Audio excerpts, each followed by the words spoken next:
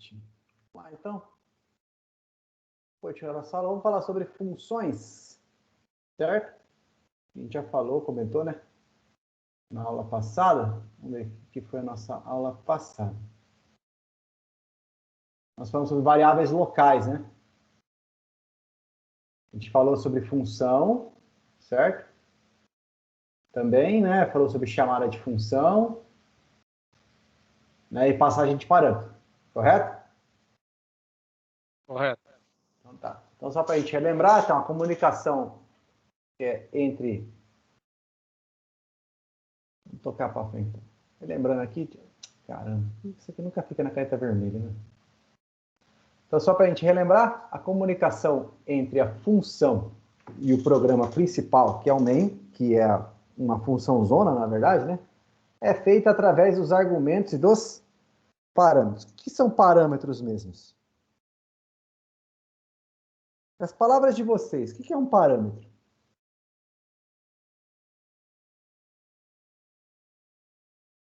É algo pré-definido que pode ser usado como comparação? Não.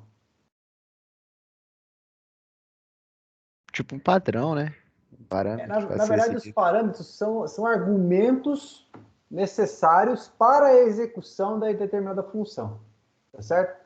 Quando eu falo assim, ó, um parâmetro, ele é necessário para que essa função retorne o cálculo de maneira correta. Então, eu preciso que esse parâmetro seja passado de maneira correta para que ele possa responder isso de acordo com o que a gente quer, tá certo? Então, vamos lá. Quero calcular a média aritmética de 4 números. Eu vou passar o quê como parâmetro? Os números, certo? Como é que eu vou calcular uma média aritmética de 4 números, sendo que eu não tenho os números? Então, os parâmetros são o quê? Partes fundamentais para que isso seja executado, tá? Na declaração da função, é necessário definir cada tipo de parâmetro.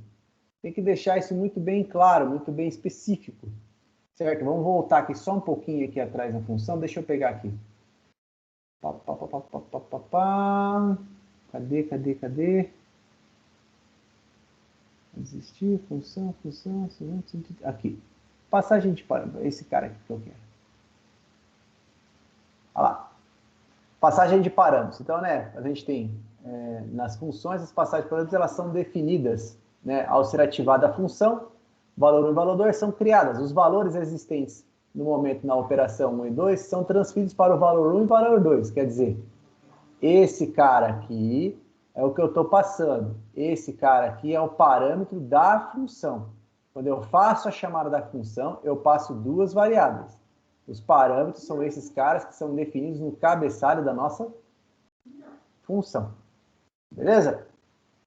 Então, valor 1 e valor 2 são existentes na função. Operador 1 e operador 2 é do corpo principal.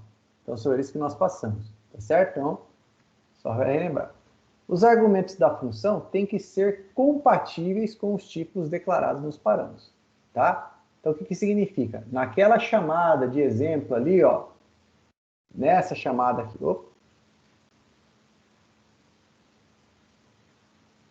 nessa chamada aqui, quando eu faço a chamada aqui, calque produto, esse tipo de variável que eu estou passando como parâmetro, certo? Como valor de cálculo, para a função calque produto, tem que ser do mesmo tipo na ordem que eu estou passando. Então, vamos supor, operador 1 tem que ser do tipo inteiro. O operador 2 tem que ser do tipo inteiro.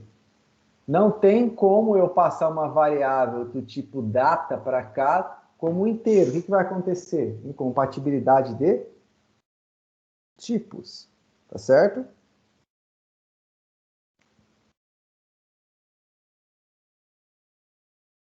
Eu vou entender esse silêncio como sim. Tá bom? Sim, professor. Ah, tá. Valeu. Então, vamos lá.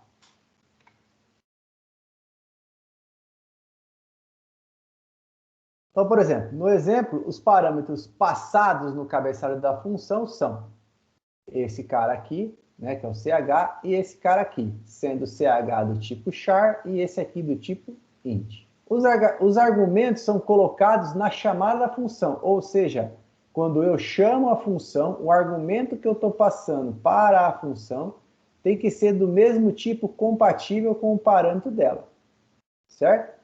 Então, o primeiro parâmetro é uma variável ch do tipo char e ele é compatível com o argumento sinal de mais. O segundo parâmetro é a variável do tipo n, do tipo inteiro, que é compatível com o número 3. Tá? Só para relembrar, uma função que não retorna nada é do tipo void. Beleza? Então, aqui nós temos uma funçãozinha que vai fazer um retorno de um número inteiro, certo? E que ela tem como parâmetro um valor k do tipo inteiro, que é uma função de verificar par, certo? O que vai acontecer aqui nesse caso? Deixa eu já abrir meu DevStudio aqui. Vai acontecer que o parâmetro passado aqui, ele vai ser jogado na chamada da função, ele vai ser devolvido o quê? Um valor, se é par ou não. Se for par, ele vai retornar 0, é 1. Se não for par, ele vai retornar 0. Né? Falando em bit, verdadeiro e falso. Né? True e false. Nós vamos, eu só estou abrindo meu DevStudio aqui, nós vamos digitar isso aqui e vamos executar isso aqui para a gente trabalhar. Cadê aqui? Cadê? Tá aqui. Vamos lá. Novo, arquivo de fonte, vamos lá. Se vocês quiserem ir acompanhando, include stdio.h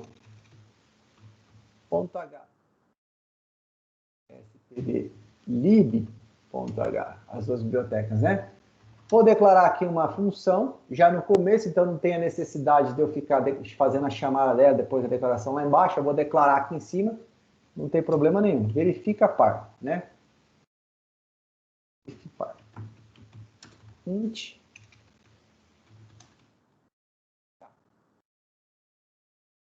Peguei. Vamos lá. Se, olha lá, o valor de k mod 2 for igual a 0, significa o quê?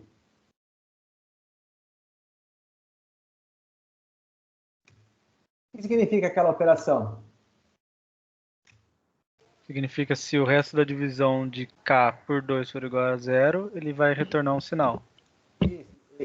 Se o resto de k for igual a 0, significa que ele é par. Certo? Tranquilo? Sim. Tá bom. Nós estamos falando de mod aqui, né? Estamos analisando resto e divisão. Vamos lá, então. Bem, vocês estão acompanhando também? Tô fazendo junto aqui. Beleza. Também tô fazendo junto. Resultado. Print if. Digite um número. F. Porcentagem D, vírgula, num. O que a gente fez até aqui? Imprimiu uma frase e pediu para ele digitar um número. Certo? Certo, professor. Você não precisa repetir. Vamos repetir, vai que alguém não está lembrado, né? Verifica par, num. Beleza. O que nós fizemos agora aqui? Nós fizemos a chamada da função, passando o número que foi digitado pelo usuário para a função, quer dizer, é o nosso parâmetro, está aqui, certo? E vamos armazenar o retorno na variável resultado. E aí fazemos a comparação. Se resultado, parênteses, né? Resultado for igual a 1, então ele é par. Print if barra n, o número que você digitou é par. Else, vamos aproveitar esse cara aqui. Então, não é par. Certo? Pá. Beleza. Aqui 11. O que aconteceu? Tem que colocar aqui dentro a comparação. Você errou. Digite um número. 3. O número que você digitou não é par. Por quê? Porque o resultado de 3 sempre vai ser 1 ou 2, né? Vai ser diferente de 0, no caso, né? Tranquilo? Então, qual que foi a intenção aqui da gente trabalhar com isso, então? Foi falar somente da passagem de parâmetros, certo? Lembrando que toda função que tem uma passagem de parâmetro do tipo int, não adianta declarar aqui como float, ó. Certo? Nós estamos fazendo uma coisa aqui, assim, que ele vai funcionar porque são números, certo? Mas se tiver alguma operação matemática aqui dentro que vai retornar número decimal, pode ser que dê algum erro depois na sua declaração, certo? No seu retorno, certo? Da sua análise, tá? Agora, no caso, se a gente declarasse aqui como char, por exemplo, e passasse para cá, né, ou ao contrário, né? Fosse de inteiro para char, beleza. Agora de char para int já não. E a gente retornasse um valor do tipo A, por exemplo, já daria problema. A gente sempre tem que estar atento para que o parâmetro passado, certo? O parâmetro que nós vamos passar para a função tem que ser do mesmo tipo do parâmetro na declaração da função. Beleza? Beleza. E aí, relembrando que as variáveis locais, elas são as variáveis declaradas dentro do subprograma, né? E que elas só vão ser manipuladas dentro dele, tá bom? Então, a variável declarada dentro de uma função só vai ser usada dentro dela. Tem pessoa que não admite.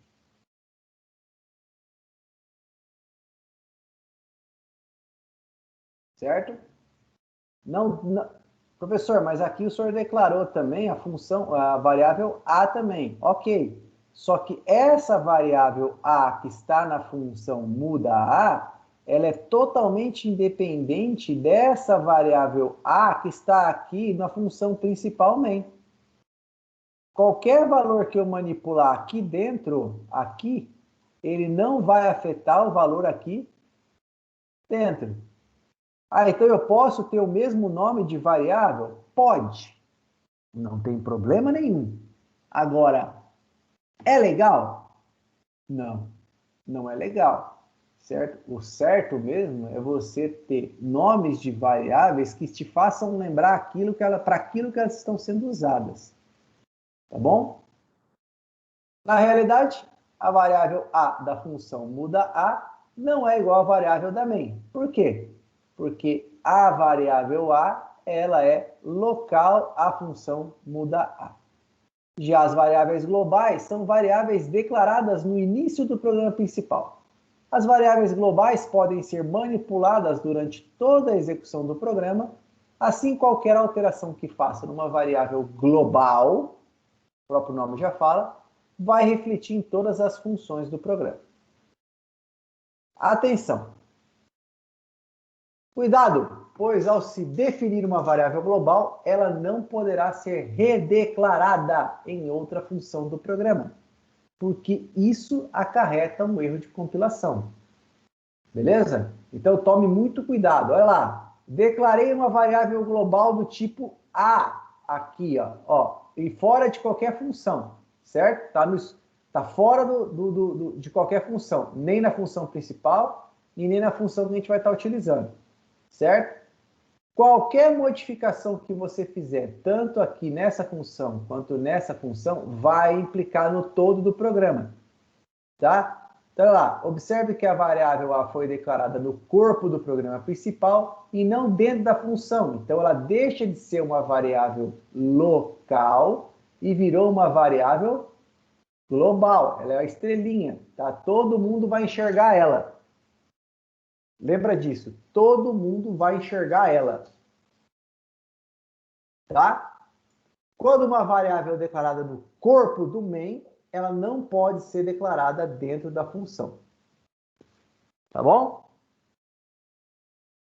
Tá bom. Vamos passar para frente. Então, as funções elas que retornam um valor, na linguagem C, existem várias funções que já estão programadas, como, por exemplo, SQRT, que calcula a raiz quadrada de uma função. Assim que calcula o seno, tá certo? Uma função pode ser responsável por fazer uma determinada tarefa determinada. O que é isso aqui? Uma função pode ser responsável por fazer uma determinada tarefa e uma vez terminada essa tarefa, ela devolve como resultado apenas um valor.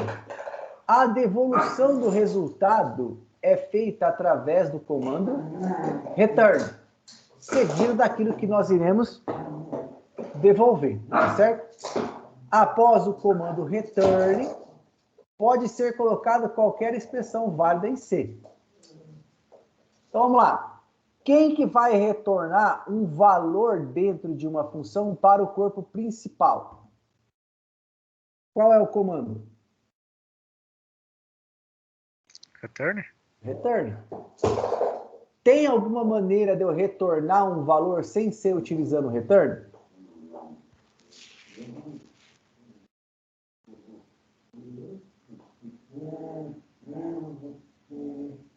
Acho que não. Não, muito bem, não podia colar, tá bom? Então, ou seja, quando eu quero retornar alguma coisa, quando ela não for um void, eu tenho que ter um return aqui para retornar o valor que eu desejo.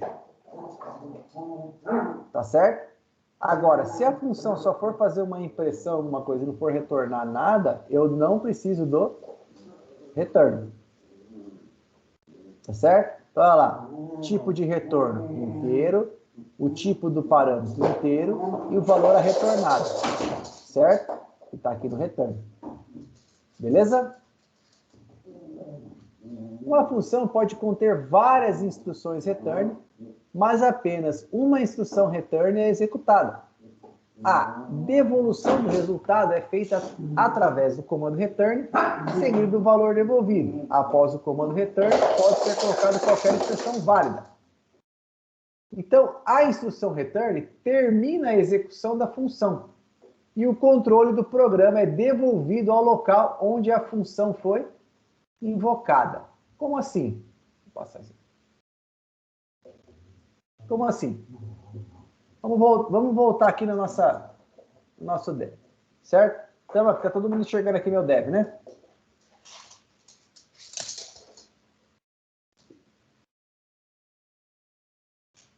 A partir do momento que eu cheguei aqui, na execução do programa, o que vai acontecer? Quando eu cheguei aqui, ele fez uma chamada para uma função, que é a função verifica par, certo?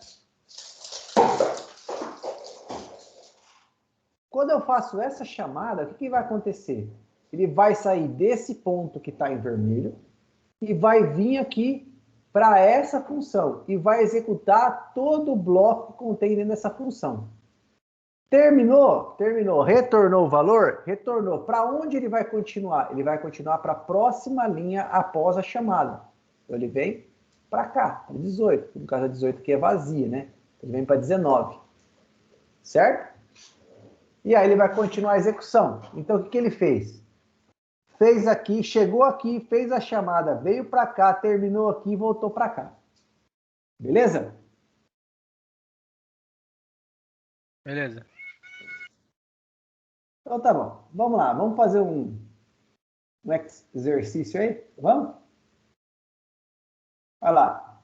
Fazer um programa que solicite ao usuário 2 números e apresente na tela o resultado da sua soma e o dobro de cada um deles. Utilize uma função para calcular a soma e outra para calcular o dobro. Olha lá, 5 minutinhos para vocês fazerem.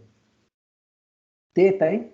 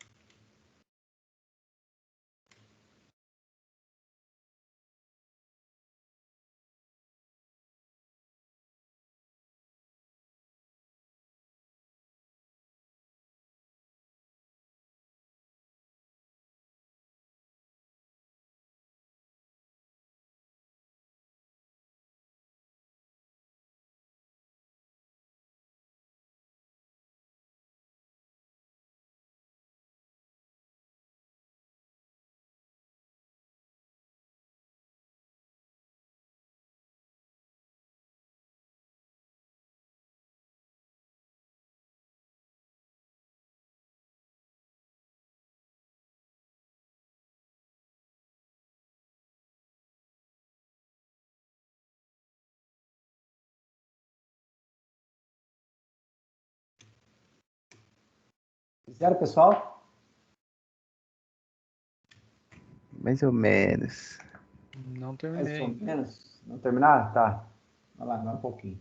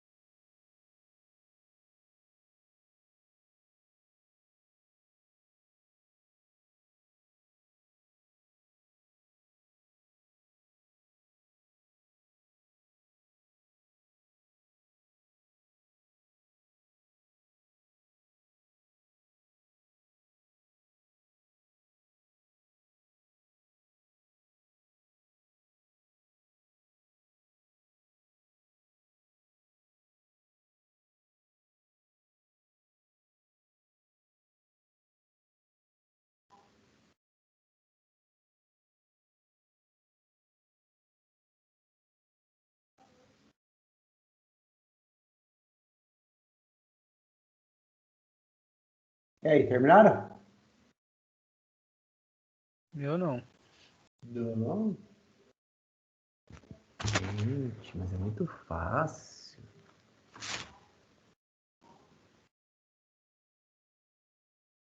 Meninada do céu.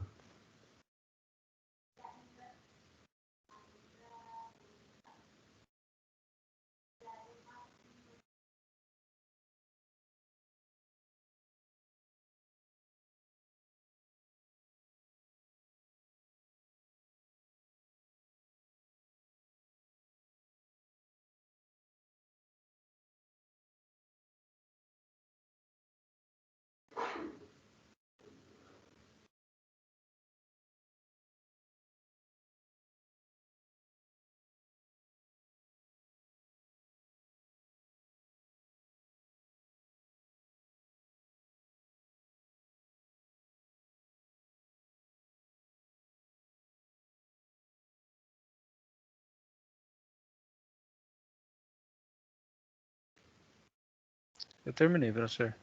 Terminou? E o Agora eu restante? terminei. Todo mundo?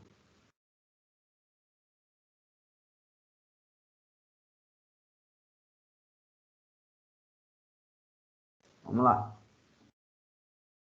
Como é que ficaria então esse programinha nosso aqui? Eu pensei assim.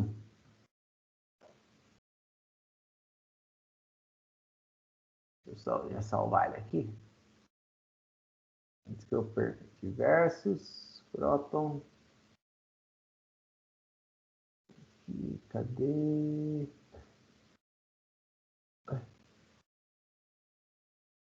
Ah, não.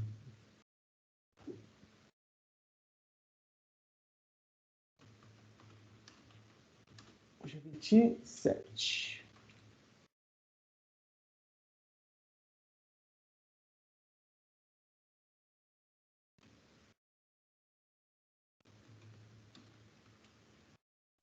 Então, a gente tem uma função para somar, que é simples, dois números e soma, certo? E depois uma função para dobrar. Beleza? Então eu vou dobrar um número. Vou passar um número para dobrar ele, depois passo outro número e dobra ele. Certo? A gente poderia colocar tudo aqui. O dobro do primeiro número é... O do segundo.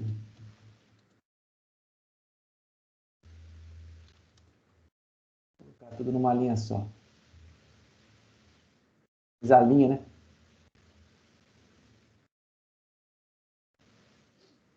Aí o que a gente fez? Pediu para ele digitar o primeiro, pediu para ele digitar o segundo número.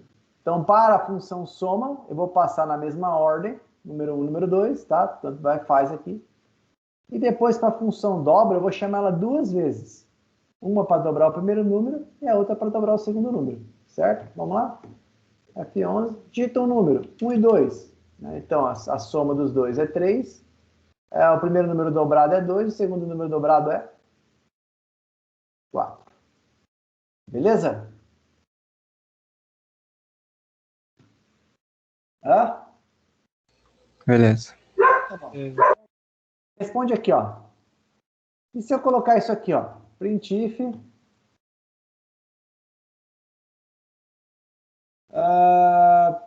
porcentagem de vírgula. Dobra, soma, dobra, número 1, fecha, vírgula, número 2.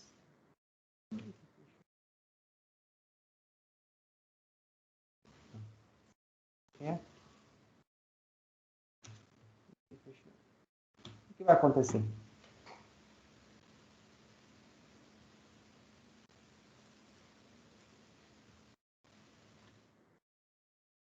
Ó, 1 e 2. Então, eu tenho lá a soma que é 3, e o dobro de 1 é 2, o dobro de 2 é 4. Beleza? O que vai acontecer aqui?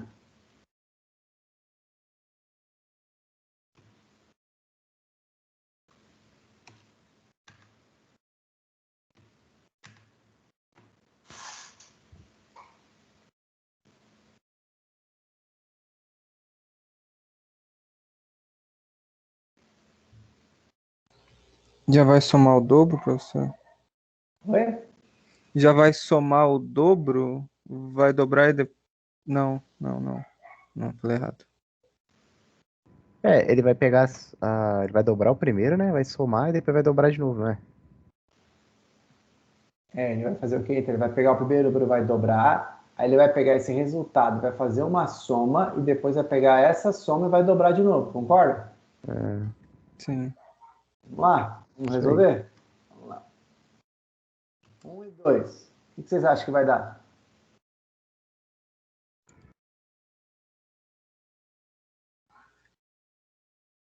Oito.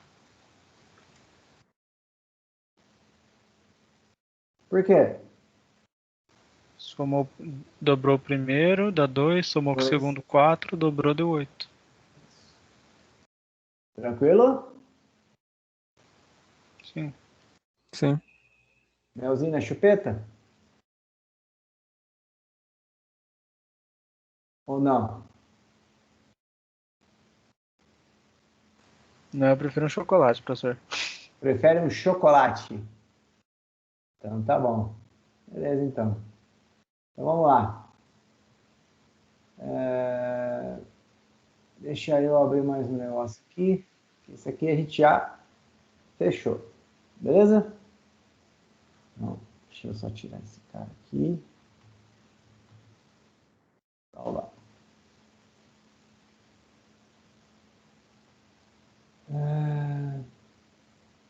Opa, isso aqui não.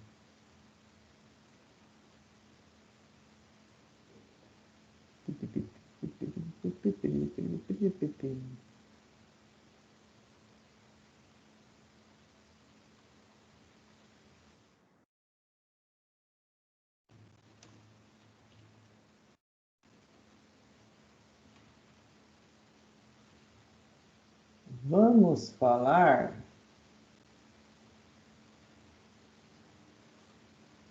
de caracteres, beleza? A gente vai falar de caracteres e cadeia de caracteres, tá? Então, nós vamos tratar de caracteres, cadeia de caracteres, leitura de caracteres e cadeia de caracteres, funções que manipulam cadeias de caracteres e funções da biblioteca string.h. Então, o char é um byte, quer dizer, é um caractere. Um caractere corresponde a um byte, que corresponde a 8 bits, que corresponde a 256 valores. Em tabela de código, a correspondência entre caracteres e códigos numéricos é a tabela ASCII. Todo mundo conhece a tabela ASCII? Eu fiquei conhecendo essa tabela 2 semanas atrás. Ah, é? Então tá aqui uma tabelinha ASCII 2, certo? Vou pegar aqui a tabelinha ASCII 2. Essa é a tabela ASCII 2, certo? Cada caractere corresponde a um valor em ASCII 2. Por exemplo, o char 10, se eu não me engano. O char 10, se a gente utiliza char 10, ele fala que é um enter. Tá? E aí a gente tem as correspondências, por exemplo, char 48 é o 0. Tá? Para a letra A. Cadê? Letra A. Cadê o A? O A maiúsculo estava 65 ali. Aqui, ó. Segundo. 97 A minúsculo. Certo? 65 A maiúsculo. Então, para cada caractere que a gente tem, existe uma correspondência na tabela ASCII 2. Vou até passar para vocês aí no chatzinho. Vou jogar na tela, né? O que eu vou jogar na tela, William?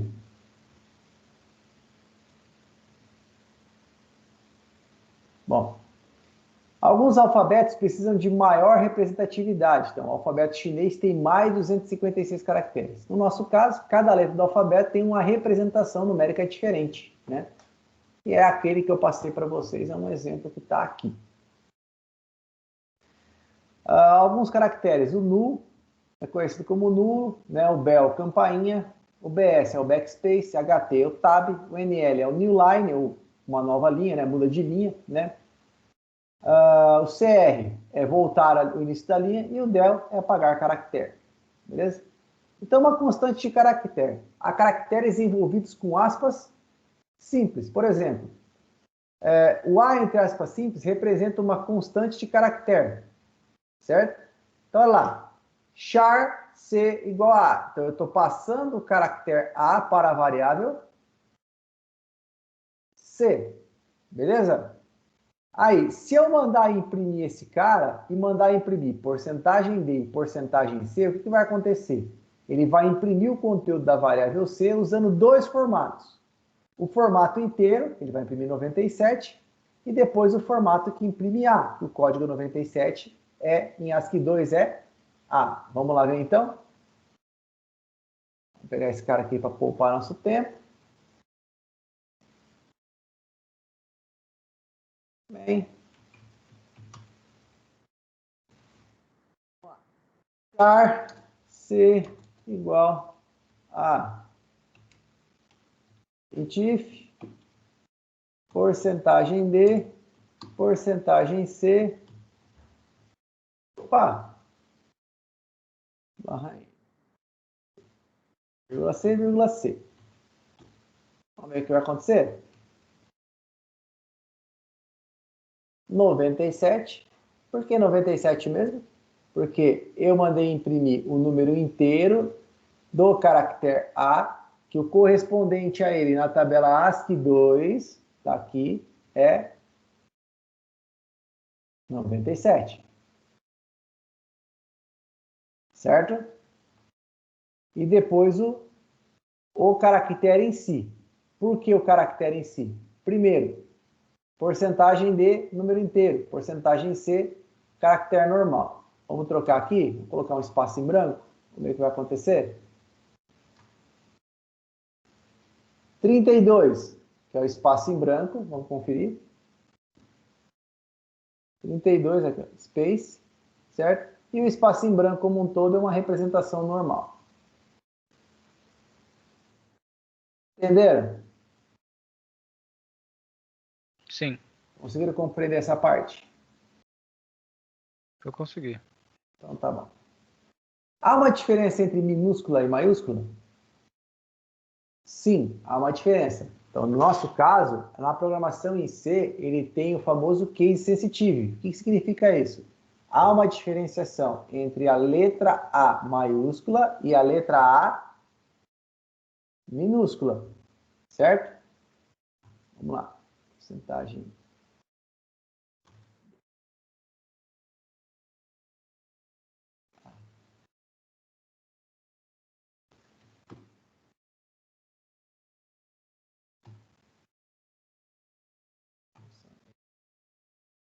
Não vai, né?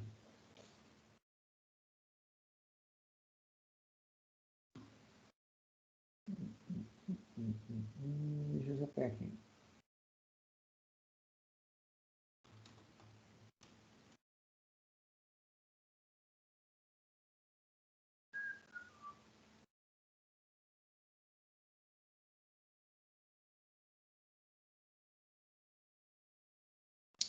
Oh, caramba, qual biblioteca que é essa função?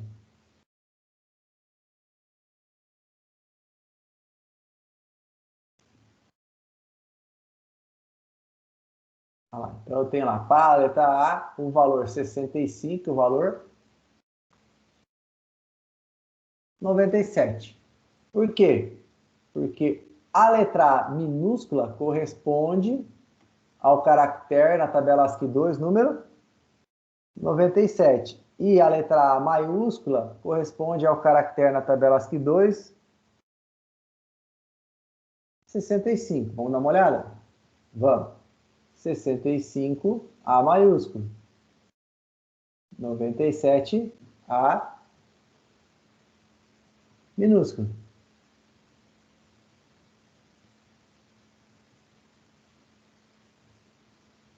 Tranquilo, pessoal? Sim. Até aqui sossegado. Professor, o que o senhor está querendo passar, então, para a gente nesse momento? Então, nesse momento, eu estou querendo passar para vocês que todo e qualquer caractere que nós temos dentro do nosso banco de dados, dentro da nossa da programação, tem um correspondente em ASCII 2. Existe uma tabela ASCII 2 que é um código que vai corresponder qual o valor que é aquele caractere. Lá no banco de dados, eu vou falar para vocês como a gente usa isso aí. Lá em banco de dados, por exemplo, algumas vezes a gente tem que automatizar alguns processos. Então hoje não, foi, deixa eu ver que dia que foi, semana retrasada.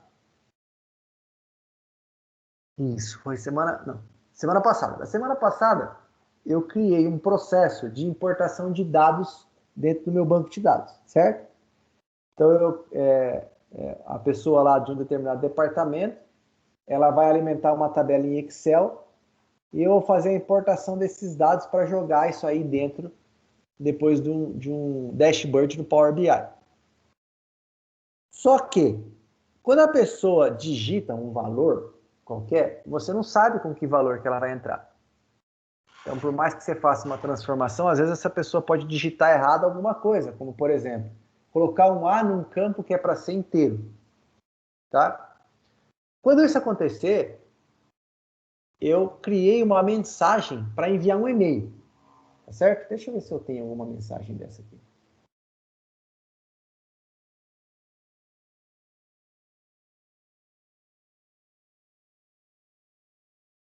Por exemplo, esse cara aqui. Ó. Então, eu criei uma mensagem para gerar esse tipo de e-mail. Tá? Dizendo que estava com um erro, mas não é esse aqui em específico. Tá? É que eu não tenho nenhuma delas. Mas como que eu faço para gerar isso aqui de forma automática? Tá, isso aqui é tudo uma variável só. Tudo isso aqui dentro é uma variável só. Tá? Como que eu quebro a linha? Simplesmente, a gente vai utilizar um correspondente, eu utilizei um correspondente da tabela ASCII 2, que é o char10. Tá? Que o char10, para mim, no banco de dados, ele corresponde ao equivalente ao enter. Tá? Então, sempre eu concatenava uma parte da string, char10, concatenava outra parte. eu concatenava a string com o char10, concatenava esse total depois com outra string e ia concatenando. E aí ele vai gerar isso aí. Tá certo? Aí eu gerava isso aí e colocava no corpo do e-mail, em formato HTML.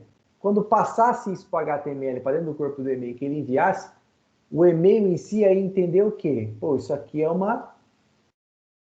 são 4 linhas, na verdade, não é uma linha só. Então eu vou quebrar por quê? Porque ele tem um enter aqui dentro, ele está me passando um caractere aqui dentro, está me passando um correspondente em ASCII 2 aqui dentro, que é o char 10. Tranquilo, pessoal?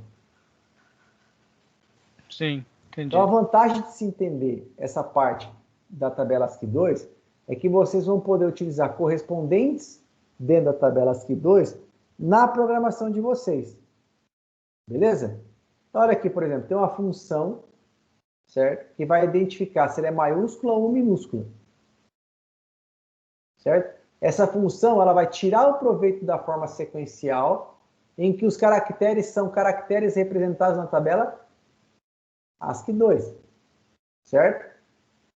Então, a representação de cadeias de caracteres ela pode ser do tipo vetor, tipo char, terminando pelos caracteres nulo. É necessário sempre reservar uma posição adicional no vetor para o caractere de fim de cadeia. Uma função para manipular a cadeia de caracteres, ela vai receber como parâmetro um vetor de tipo char e vai processar esses caracteres vai processar caractere por caractere até encontrar o caractere nulo, que é a famosa busca sequencial. Já ouviram falar de algoritmos de busca sequencial? Não que eu lembre. Não? Então, por exemplo, você tem um vetor de 10 posições. Tá certo?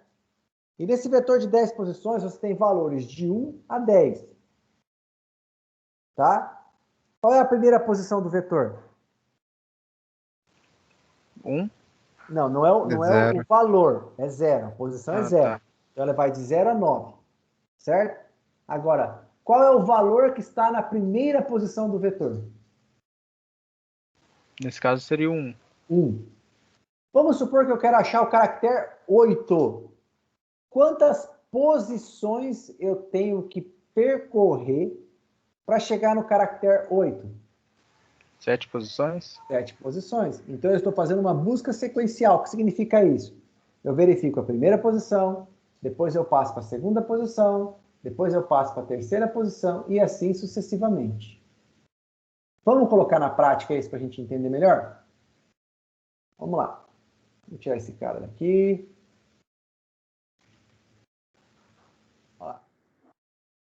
Então, vamos lá. Eu quero criar um vetor. Como é que eu crio um vetor mesmo? O nome do vetor e uma quantidade de números. Vamos lá. Vetor 10. Sim? Como é que eu passo os valores para ele?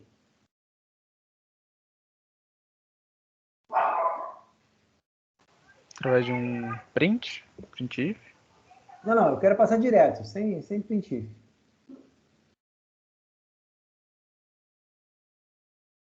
Vai declarando 1 por 1.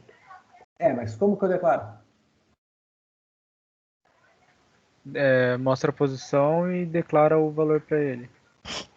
Mostra a posição e declara o valor para ele.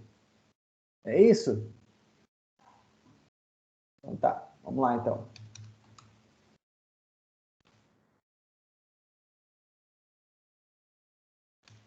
Pode ser assim, for igual a 0, vírgula, ou melhor, ponto e vírgula, e menor que 10, opa,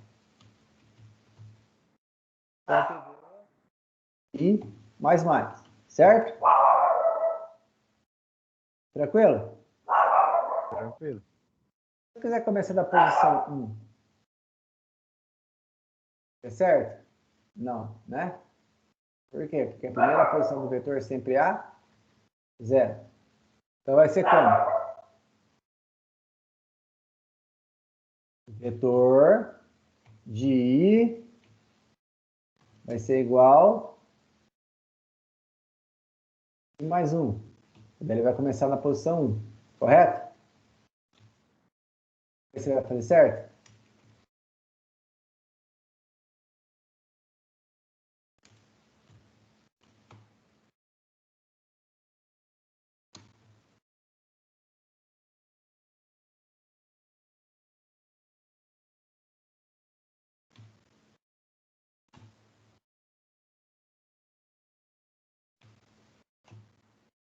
Será que ele vai imprimir certo aqui? Vamos ver.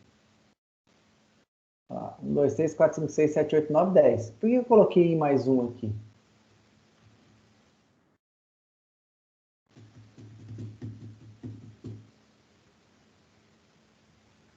Se colocar o mais ali, ele vai aumentar lá no for, não vai? Aqui? É, se colocar mais, Não, é independente. independente? Eu achei que... É porque eu estou pegando o valor de I, certo? Vai E somando um adicionando pouco mais no um. for. Porque qual que é o primeiro valor de I? 0. E o último? 9. 9. Começa em 0? Começa em 0, cara. Igual a 0. Vai até 9. Como eu quero 10 posições, beleza? Agora vamos lá. Procura. If. Digite um número. F. Porcentagem de. Procura.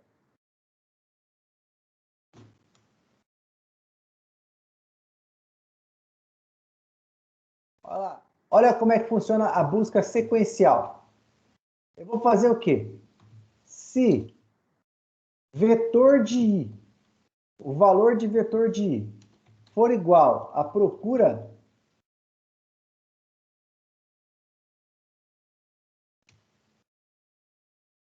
vai colocar o quê? Printf, o número está na posição do vetor, vírgula, procura, vírgula, I. Else, printf, número não encontrado. Vamos. Digita um número. 4.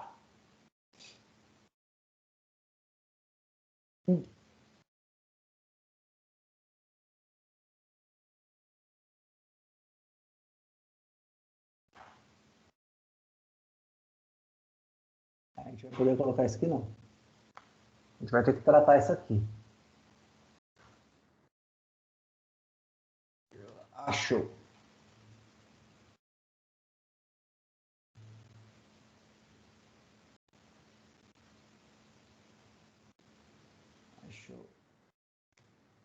Achou igual a 0. Recebe 0.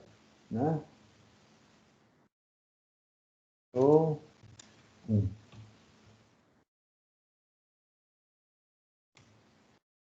If. Achou igual a 0. If. Número não encontrado.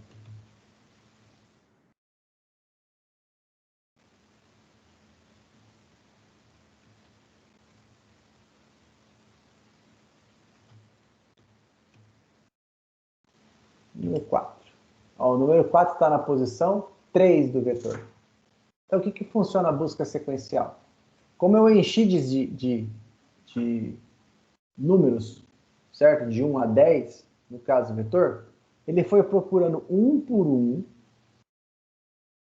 certo? Sequencialmente. Ou seja, eu criei um esforço, eu criei uma carga em cima do meu algoritmo que ele fosse percorrer o vetor como um todo para achar um único valor, certo? Sendo que a gente poderia criar um vetor, uma busca um pouco mais inteligente. certo? Que a gente partiria do meio para frente, certo? E delimitaria se ele vai estar na parte esquerda ou na parte direita do nosso vetor, tá certo? Vocês conseguiram entender isso?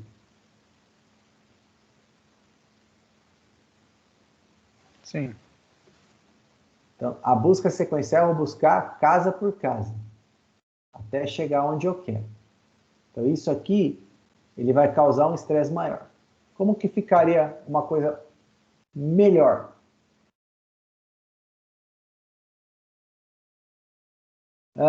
Vamos pensar aqui.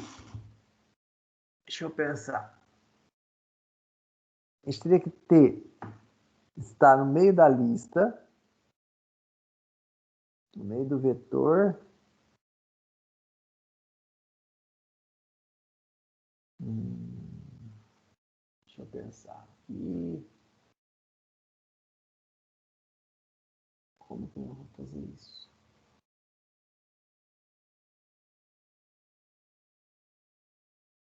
Isso seria uma busca dinâmica, no caso, né?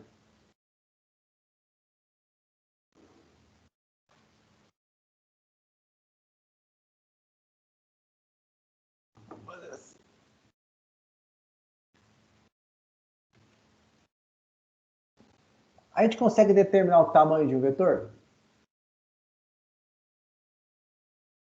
Consegue, né? Como que a gente vê o tamanho do vetor? Seria na declaração dele ou depois que a gente já Não, declarou ele? eu quero depois que declarou. Seria mais verificando todas as casas, não? Para ver quantas casas teria? Vamos ver aqui. Não tinha esse cara. Printf. Agende. Len. Vetor. Seria isso?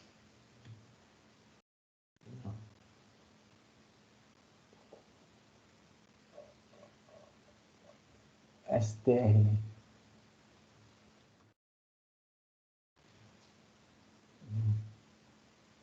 Porque na verdade str vai ser só. No caso ele vai ser 10 posições.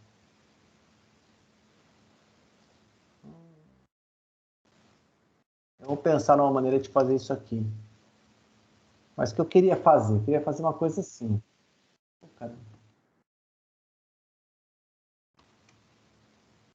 Imagina que você tem aqui, ó, um vetor 4, 5, 6, 7, 8, 9, 10. 10 posições, tá certo?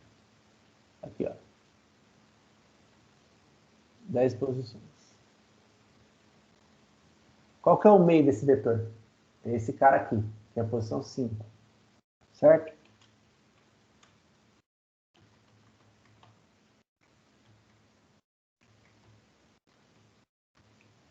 É esse cara aqui. Então eu tenho para lá e para cá. Isso é uma metade. Se eu somar 1, 2, 3, 4, 5. 1, 2, 3, 4, 5. É isso. Então, vamos colocar em números 1. 2, 3, 4, 5. A metade vai ser o quê? Total dividido por 2, que vai ser aqui. Aí eu vou verificar, por exemplo.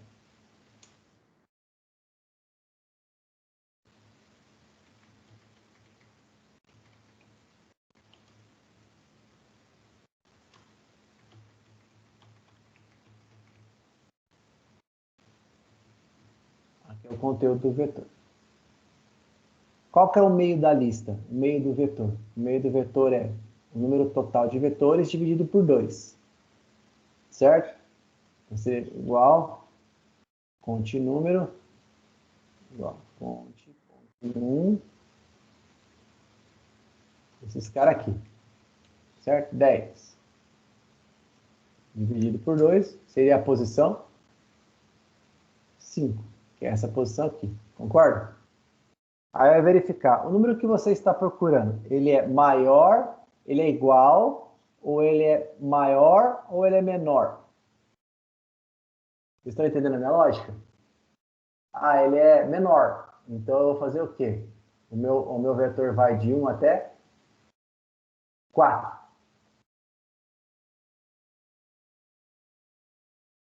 Entenderam? Acho que eu já entendi como que eu vou fazer isso aqui. São 10 posições. Sim, mas para isso a pessoa teria que saber o tamanho total do vetor, né? Eu vou fazer aqui no caso um só para.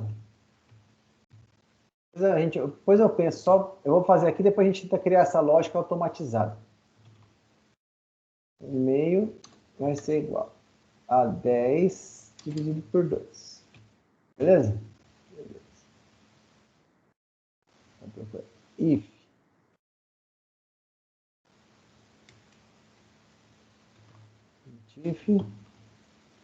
digite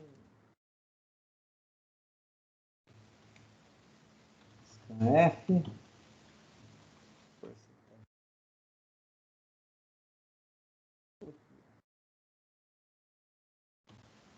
se o vetor de meio for igual à procura,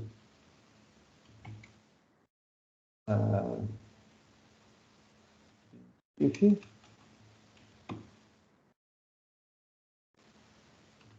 o número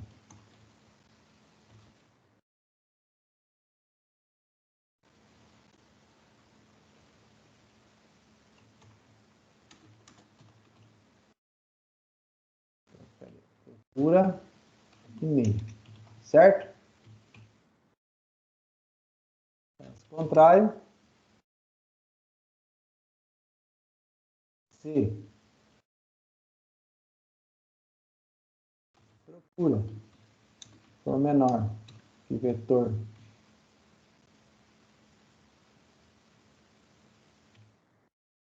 meio, aí a gente teria que delimitar, fazer um novo meio, entendeu?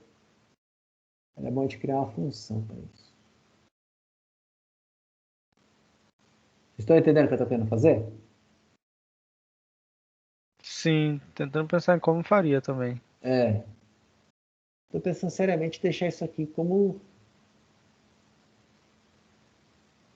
Cara, eu fiz outro dia um bagulho desse aqui. Peraí.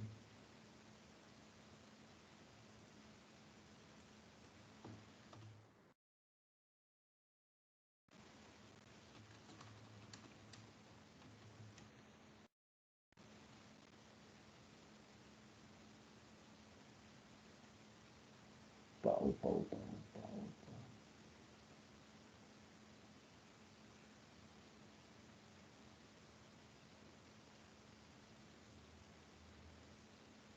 Deixa eu ver aqui.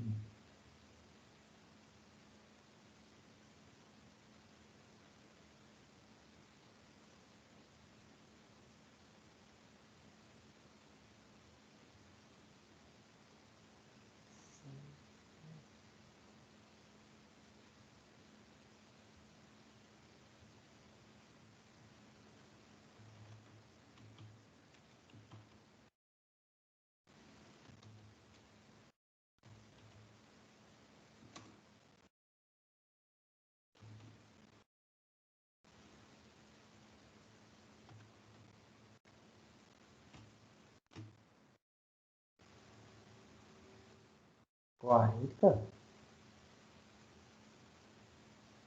Por que 40? Uma coisa errada aqui.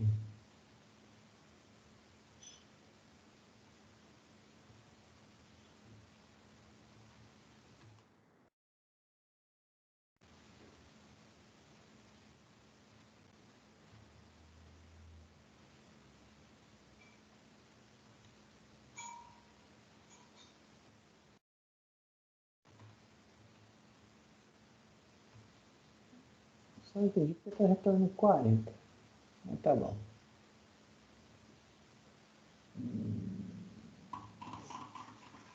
Caramba, cara. Como é que eu vou fazer isso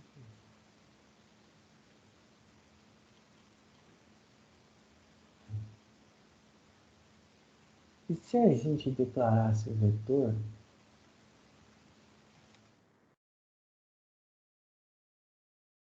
um vetor chave?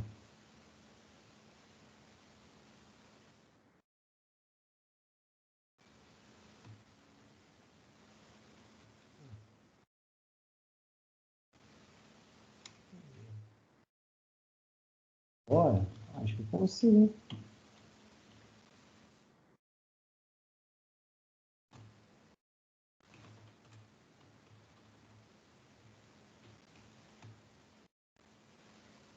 Ah, achei o tamanho do vetor. 10. Declara ele como... Vamos lá, pessoal, me ajuda. Eu quero criar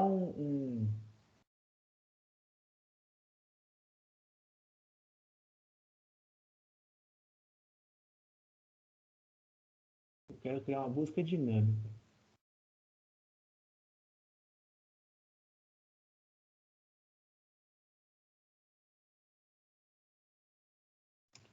Meio vai ser igual.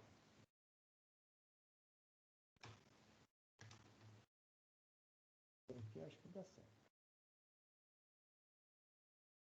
Científico.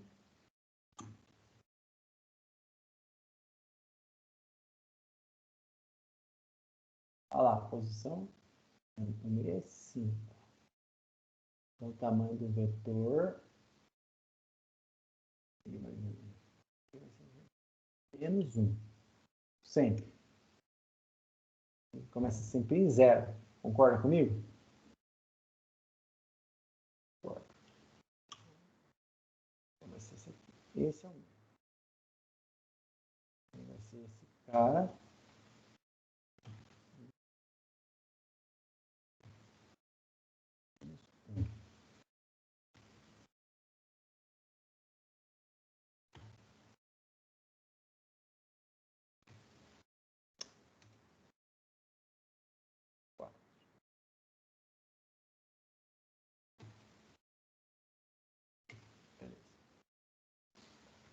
Aí nós vamos fazer o quê?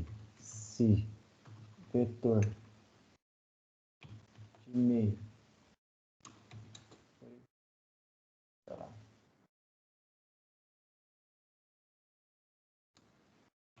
igual a 8.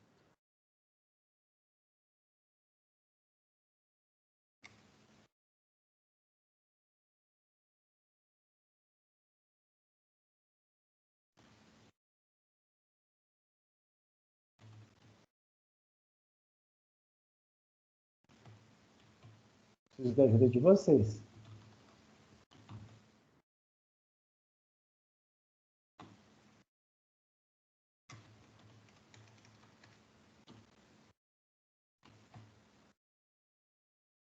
Aí eu vou verificar se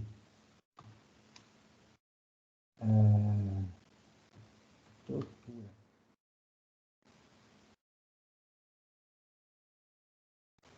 Se o vetor meio for menor que procura, não dá para executar o comando de procurar?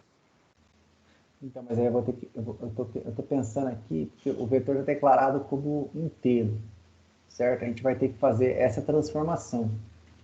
Como é que transforma mesmo? É int, né?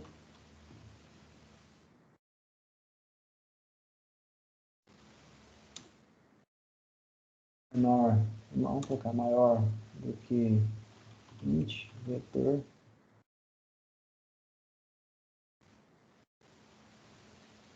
Se ele for maior, então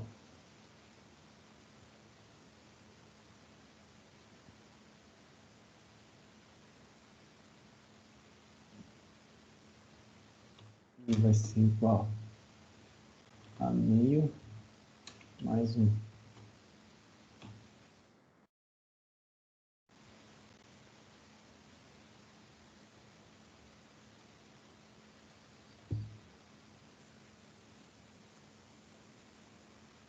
Aqui acho que a gente vai ter que fazer uma função para isso aqui. Porque senão a gente vai ficar declarando várias vezes a mesma coisa. Vocês estão entendendo a minha lógica aqui, né? Se ele for maior, então o i vai ser mais 1, certo? Então ele vai começar na posição 5. Então ele vai dar 5 até a 10. Aí eu vou procurar for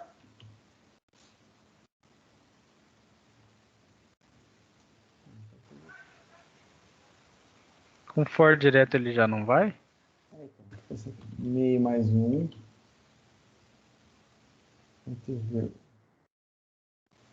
Menor que 10. Ponto e vírgula. Mais. Vou procurar 5 casas.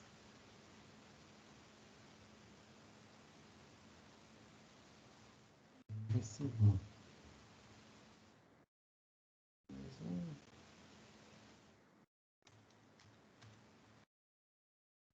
Sim.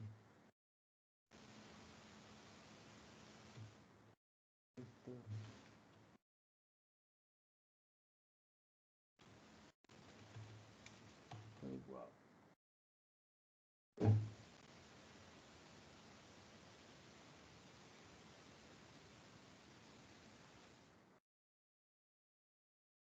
If.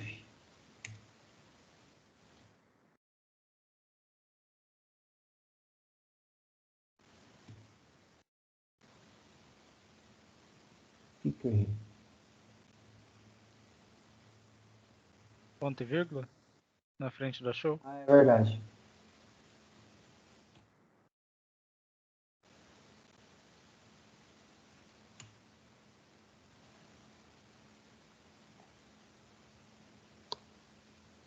O que será que aconteceu?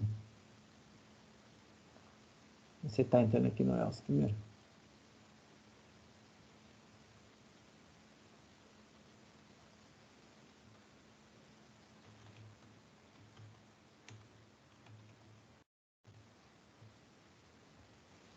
Entrou.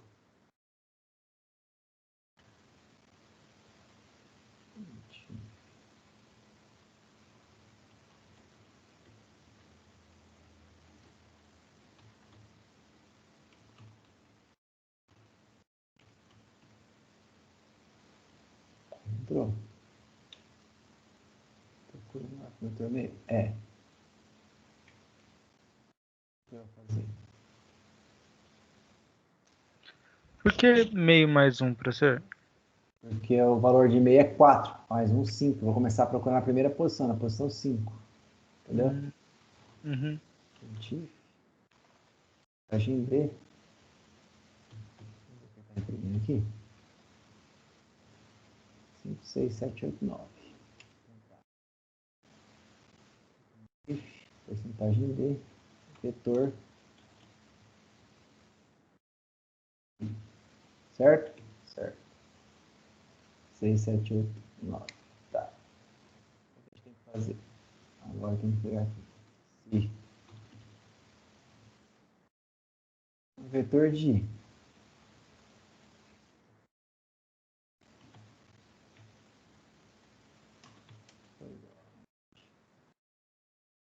procura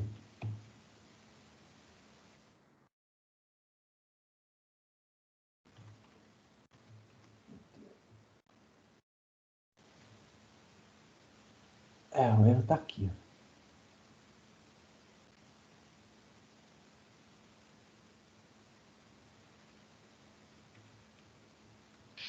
Será que não é na transformação que tá dando erro? Vou tentar tirar sem transformação.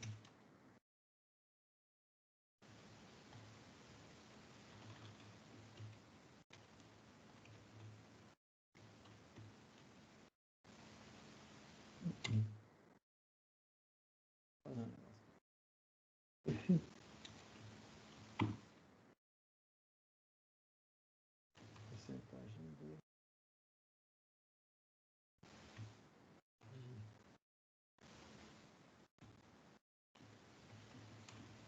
Oh.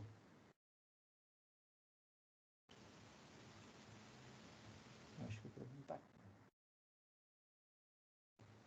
Não procura.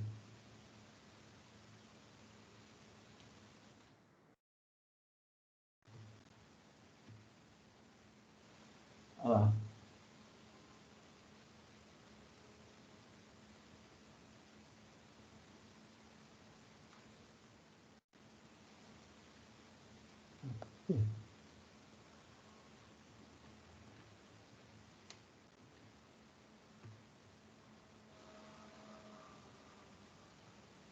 56. Procura.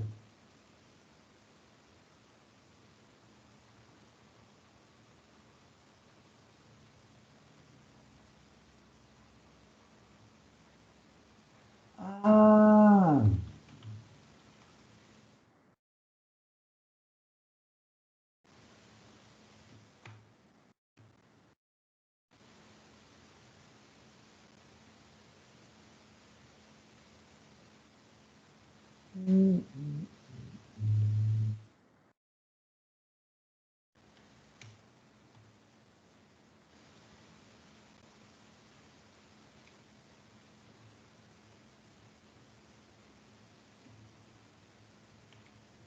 pô, galera, ninguém me avisou.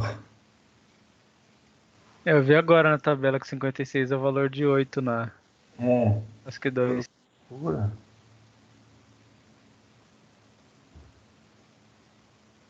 Não, o que eu tô errando aqui?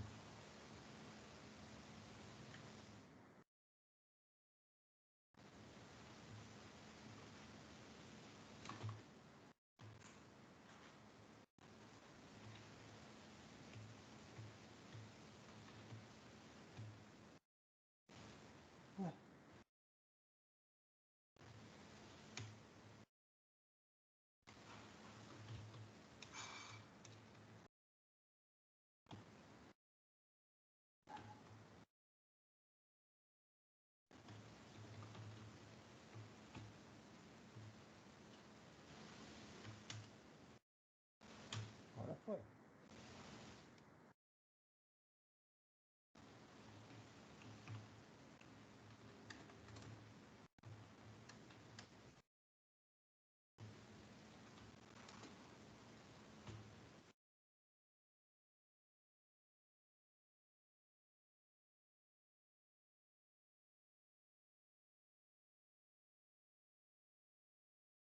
Procura. Shift. Enter. Tem que dar certo.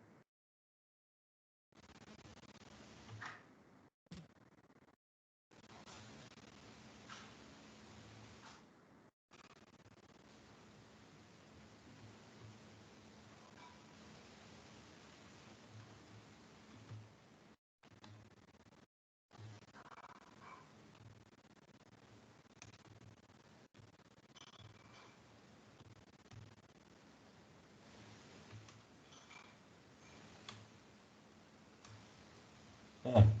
Vamos ter aqui, vamos ter aqui, vamos ter, vamos ter.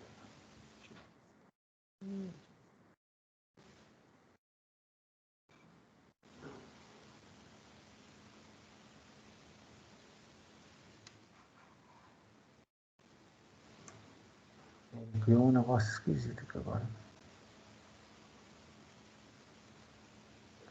Fica com mesmo.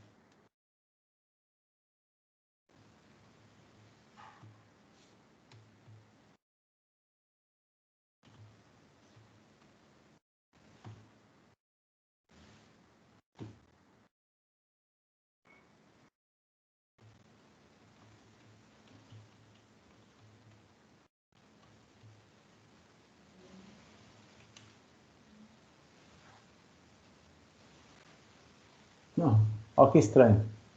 Eu coloquei 2, certo? Aí ele falou que 2 é maior que o vetor meio. Na verdade é o contrário. Né? Mas ele colocou e entrou. Tá vendo?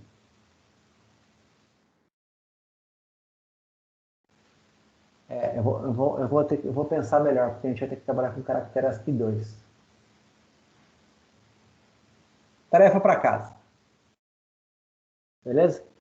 Montar uma consulta, tentar resolver essa solução aqui. Eu vou colocá-la depois lá no, no Classroom de vocês. Isso aqui me intrigou agora. Mas vocês conseguiram entender, né? Quero montar uma busca seja uma busca mais efetiva. Então, no caso, se eu estou aqui no meio, eu vou procurar aqui.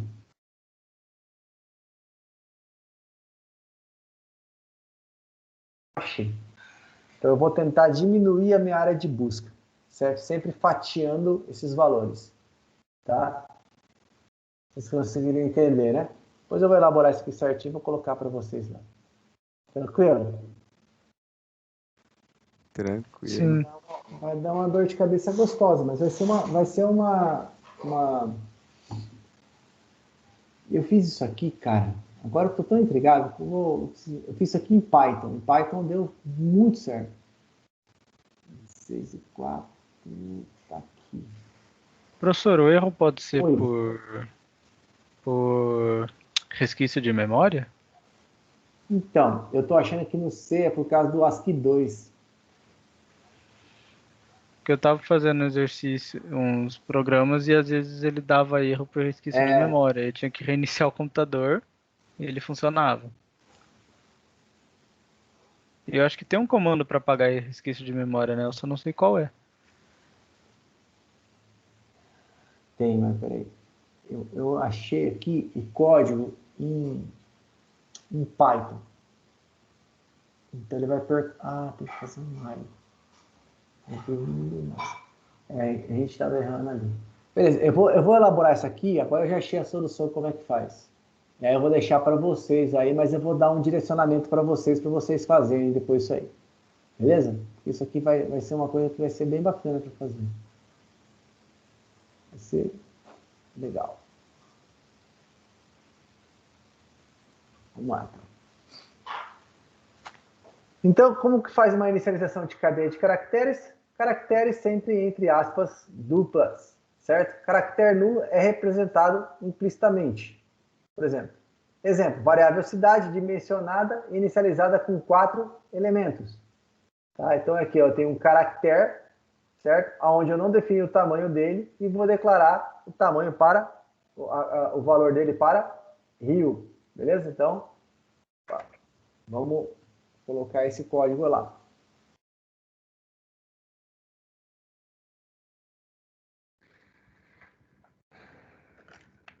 Oi, tá cansado? Nem vi que eu tava desmutando. Imagina se você fala mal de mim. Não, eu tava pegando uma água aqui. João. Ó, já sabe que eu conheço tua voz, hein, cara? Então, já me gravou já, né, professor? Já era. Ô, professor, antes de finalizar a aula aí, tem como você tirar uma dúvida minha aí depois sobre um código aí? Um codiguinho, hein? Um codiguinho? Codiguinho. Codiguinho? Tem sim. Eu não sou jogador de Free Fire, mas eu tenho para te dar um codiguinho. Tranks. Né? Vamos lá, então. Dessa maneira, a gente está apresentando a variável RIV, o valor RIV. Eu não declarei o valor, então ele vai entender que ele vai ocupar quantos ele necessitar. Ou seja, eu não declarei um tamanho para que essa variável tenha. Quando eu não declaro, eu deixo que o computador organize isso de forma dele. Se eu declarar uma variável com uma posição, ele vai ocupar uma posição. Senão, ele vai ocupar N posições. Tá certo? Nesse caso aqui, eu tenho a mesma declaração, só que como eu passo valores diferentes, ele deixa entender que é uma outra coisa a não ser uma variável real comum. Tá certo? Vamos lá. Para a gente fazer leitura de caracteres é através da função scanf. Vocês estão cansados de saber disso, né? Então, scanf, com o formato %C, ele vai ler caractere, não string. Caractere. Tá certo? Existe uma diferença entre a leitura do caractere e a leitura da string. Beleza? O scanf com especificador de formato %C, ele não pula os caracteres em branco. Por exemplo, eles são caracteres válidos. Caractere em branco, espaço, tabulação ou nova linha. E se o usuário declara um espaço antes da letra, ele vai aceitar como um caractere. Então, o espaço em branco é tido como um caractere. Tá? O código do espaço em branco é capturado. A letra será capturada apenas na próxima chamada de scanf. Para pular todos os espaços em branco antes do caractere, basta excluir um espaço em branco no formato antes do especificador. Então, quando você coloca um espaço em branco antes do especificador C, ele vai pular os espaços em branco, ele vai ignorar espaço em branco antes de qualquer tipo de caractere, tá certo?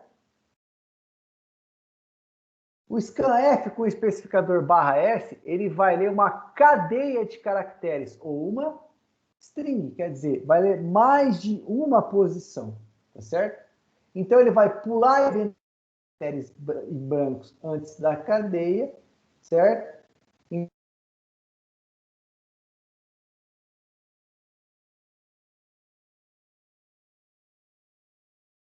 Professor?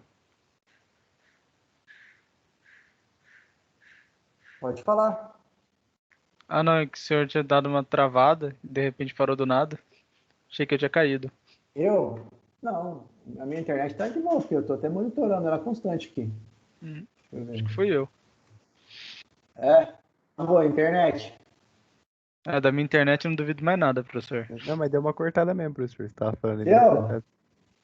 Acho Eu que dei sou uma eu. engasgada. Pode ser que essa engasgada foi tão dramática assim que parecia uma cortada? Deve ter sido. É. Você não tá Talvez. falando por esse jeito. Não, deu um ping alto agora, deu um ping de 16 aqui, né? Que isso, professor? Ô, louco, cara, coloquei fibra aqui, cara. Ping bom pra mim é ping de 2, 3 aqui, aí sim. Né? Vamos lá, o que eu tava falando? É mais vantagem usar o S do que usar o C, principalmente em relação a espaço em branco. Porém, algumas vezes, o porcentagem C ele fica mais correto quando a gente vai ler um único caractere. Quando você passa sempre porcentagem S, o computador vai entender o quê? Ó, esse cara quer ler mais de um caractere. Tá certo? Pessoal, eu vou segurar por aqui e vou ver se eu consigo elaborar ainda hoje. E depois a gente vai entrar aqui já na biblioteca de string e depois a gente tem uns 6 ou 7 exercícios para fazer. Tá? E eu vou ver se eu consigo elaborar ainda hoje para vocês aquele probleminha de como criar uma busca binária. Tá certo? E aí eu posto para vocês lá. Tá bom? Beleza. João, você queria falar alguma coisa? Eu queria. É porque aqueles dois exercícios que você passou no começo da matéria lá, no começo da aula, eu tentei fazer eles rodar, só que aí eles pedem o primeiro número, eu coloco o primeiro número e o programa fecha. Aí, tipo, você quer que eu mande ele aí pra você dar uma olhada no chat aí? Alô? Aula? Alô? Oi? Foi na primeira aula? Não, foi nessa aula mesmo. Foi no começo da aula. Ah, Ele- hoje? Isso, os dois exercícios que você me passou hoje, eu tentei fazer rodar aqui, eu jogo o primeiro número e ele fecha. Os dois primeiros. Tá. Beleza. Esse exercício 1 aqui, esse. Isso. Ó, eu joguei o meu aí no chat pra você dar uma olhada. Se quiser colar ele aí pra ver.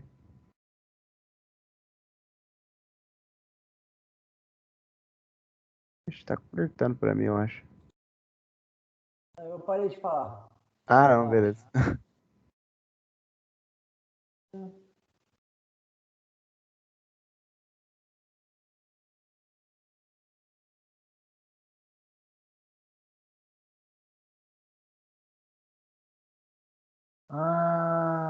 Número 1, número 2. Aqui é número 2, ó. Pô, se foi isso aí, eu acho que eu mosquei demais, hein? Vamos ver? Vamos ver? Pode? Pode.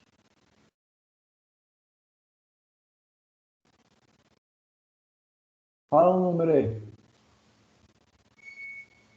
Coloca o 2 aí. 2. E o outro? Ele tá Olha lá. fechando. Ele pulou. Então. Estranho, né?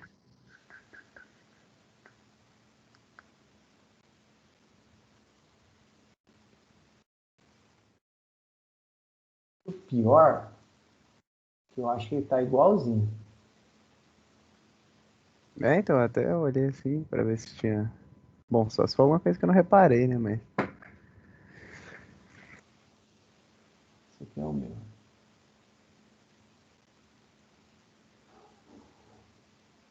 Ah, achei. Ah, caramba. Faltou o E, né? Mano, eu não sabia que dava esse 2 problema e aí não, se você não 3. colocasse. Olha lá, olha. Porque Ah, aí ele não atribui o valor, ele não vai atribuir o valor lido para aquela variável. caramba. As duas estavam dando isso aí, era porque eu não coloquei o E. Tranquilo? Tranquilo, valeu, né? Entendeu? Beleza? Gente, mais alguma dúvida? Isso é normal, viu, João? Fica tranquilo. Isso aí você não se preocupa, não. Não, beleza, beleza. Valeu, valeu. Mais alguém tem mais alguma dúvida, pessoal?